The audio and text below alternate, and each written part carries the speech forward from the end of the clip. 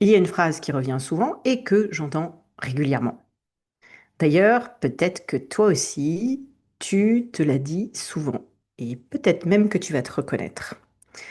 Un truc du genre, ah, c'est la course en ce moment, mais ça va, je suis habituée.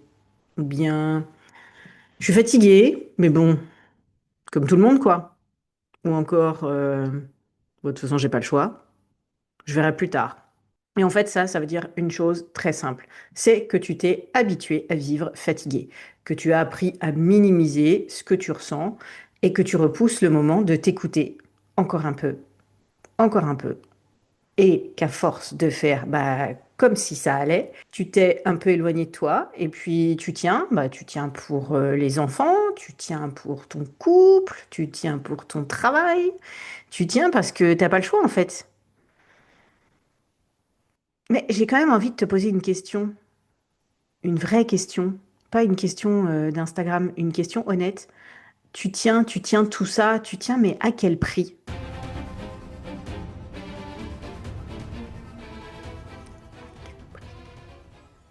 Alors c'est vrai qu'on a appris très tôt à être forte et que c'était une qualité en plus. La femme forte, la mère forte, la professionnelle solide, celle qui fait ce qu'elle veut avec ses cheveux, celle sur qui on peut compter, celle à qui on confie toujours un peu plus de choses, celle qui encaisse, celle qui ne se plaint pas, celle qui avance quand même, hein. Sauf qu'il y a un truc qu'on ne dit jamais. Être forte en continu, ce n'est pas de la force, c'est de la survie. Et survivre longtemps, ça laisse des traces.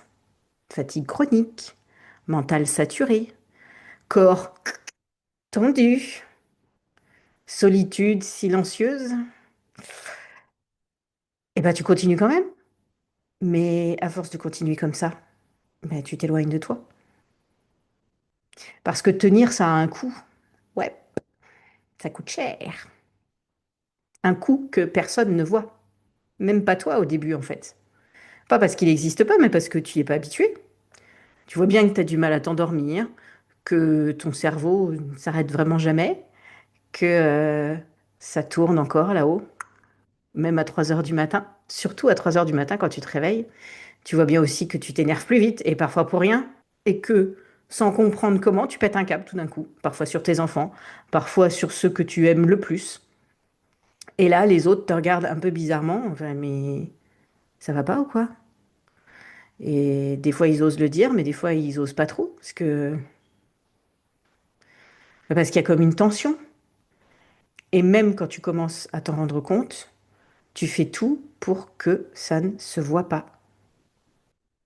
Ce que ça te coûte, peut-être, c'est de ne plus vraiment savoir ce que tu veux. Parce que tu passes ton temps à t'adapter aux besoins des autres. Et tu ne sais plus sentir quand tu es fatigué. Et tu minimises ce que tu ressens. Et tu te dis, c'est normal, c'est comme ça. Alors qu'au fond, tu sais très bien que non. Et puis un jour, c'est ton corps qui te force à t'arrêter. Alors ça peut prendre plein de formes. Pour certaines, c'est tout bêtement ne plus pouvoir se lever du lit ou d'une chaise. Pour d'autres, c'est le dos qui lâche. Pour moi, ça a été de ne plus réussir à parler. Et là, boum, tout s'arrête. Tout s'écroule à l'intérieur. Et quand tout s'arrête, ce qui peut être troublant, c'est que les autres, finalement, ils s'adaptent. Et c'est souvent à ce moment-là que tu réalises une chose. Plus tu es forte, moins on te demande si tu vas bien. Parce qu'en fait, tu donnes l'impression que tout va bien. Parce que tu assures, parce que tu gères, même quand à l'intérieur, tout est bon. Même quand tu te sens seul avec ça, alors tu tiens encore et encore. Jusqu'au jour où c'est plus une question de volonté, mais de limite. De limite. Alors si tu es encore là à écouter, il y a sûrement une raison. Parce qu'être fort, ce n'est pas une obligation. Personne n'a décrété que tu devais l'être. Et contrairement à ce que tu crois depuis longtemps, tu n'as rien à prouver à personne. Tu n'as pas à mériter le repos. Tu n'as pas à montrer que tu vaux quelque chose. Tu n'as pas à t'effondrer pour avoir le droit de ralentir. La vraie force, parfois, c'est d'admettre que tu es fatigué. C'est de t'autoriser à dire, là, c'est trop. Là, j'ai besoin de soutien. Là, je ne peux plus faire comme avant. Et ça, ce n'est pas un échec, c'est un signal de lucidité, un moment où tu choisis de t'écouter avant que ton corps ne t'y oblige. Alors, je vais te laisser avec une question, peut-être deux. Alors, tu n'as pas besoin d'y répondre tout de suite, mais si tu veux répondre en commentaire sous la vidéo, je serai ravie et je te répondrai bien sûr. Qu'est-ce que ça te coûte à toi de tenir encore comme ça? Attention, je répète, qu'est-ce que ça te coûte à toi de tenir encore comme ça? Et surtout, qu'est-ce que ça te coûterait de t'écouter enfin? Alors, je te laisse avec ces questions. Je laisse ça faire son chemin. On va laisser ça infuser parce que cette question, elle sait exactement où elle est. Si ce que je viens de dire te parle, si tu t'es reconnu même un peu, eh bien, tu n'as rien à faire de plus là tout de suite. Juste, viens t'inscrire à ma newsletter. Parce que c'est un espace où on prend le temps justement, où on parle de fatigue, de charge mentale, de soutien, sans injonction, sans miracle morning, sans pression, juste un endroit pour